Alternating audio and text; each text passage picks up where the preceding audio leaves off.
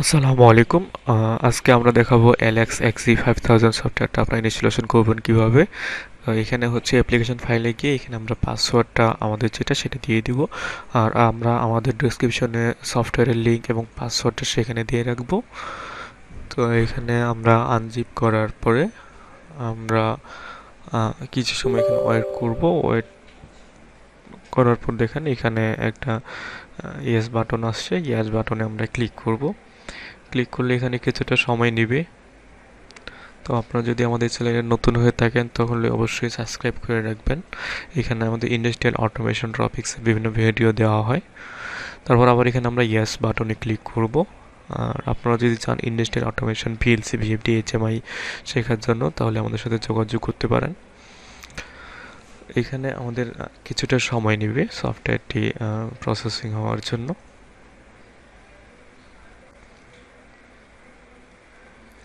এখানে আমরা নেক্সট বাটনে ক্লিক করব। এখানে আমাদের ইউজার নেম আর হচ্ছে অর্গানাইজেশন নেম। ইউজার নেম আমরা AdvanTEK দিয়ে রাখবো আর অর্গানাইজেশন নেম হচ্ছে আমরা AdvanTEK BD দিয়ে রাখবো। আপনারা চাইলে আপনাদের নাম ইউজ করতে পারবেন। দিয়ে এখানে আমরা নেক্সট যে বাটন সেই নেক্সট বাটনে প্রেস করব। নেক্সট করে দিব, ইনস্টল করে দেব।